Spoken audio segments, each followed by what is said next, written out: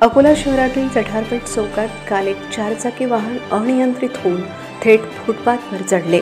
या ठिकाणी दिवाळी साहित्य विक्रीसाठी बसलेल्या महिलांच्या अंगावर कार गेल्याने एकच गोंधळ उडाला। प्रसंगावधानाने महिलांनी बाजूला होत आपला जीव वाचवला, मात्र 2 जण जखमी झाले असून त्यांना खासगी रुग्णालयात भरती केले।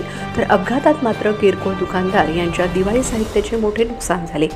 घटनेनंतर स्थानिकांनी तात्काळ कार चालक महिलेवर कारवाईची मागणी करत रामदासपेठ पोलीस स्टेशन गाठले, मात्र रात्री उशिरापर्यंत या प्रकरणी कुठलीही तक्रार नोंद झाली नव्हती अशी माहिती समोर आली आहे।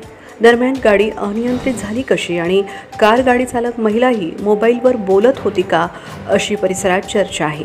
सणासुदीच्या काळात घडलेल्या या घटनेमुळे किरकोळ व्यापाऱ्यांमध्ये तीव्र नाराजगी व्यक्त होत आहे।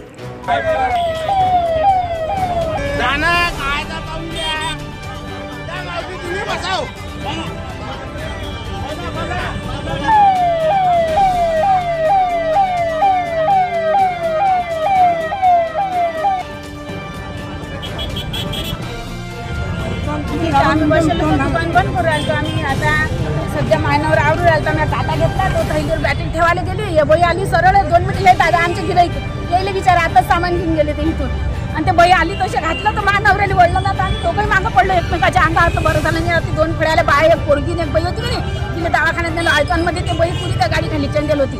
काय लागलं किती लागलं रामजाने विचारिले, तिने नेलं दवाखान्यात आणि आमच्या दुकान सध्या केलं त्या बहिणीने। निघून काही राहिली नाही घराच्या त्या गाडीच्या बाहेर ते बाई। तुमचं किती रुपयाचं नुकसान? माझं पूर्ण आता 10,000चा खिलवणं लागलं तर दादा हे डायसाठी राखा मोडल्या 10, 15, 20 हजाराचं हे नुकसान झालं।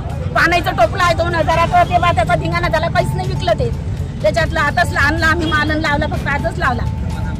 20-25-30 हजाराचं नुकसान झालं। म्हटलं आता माझं दिवाळीचं ते नुकसान आहे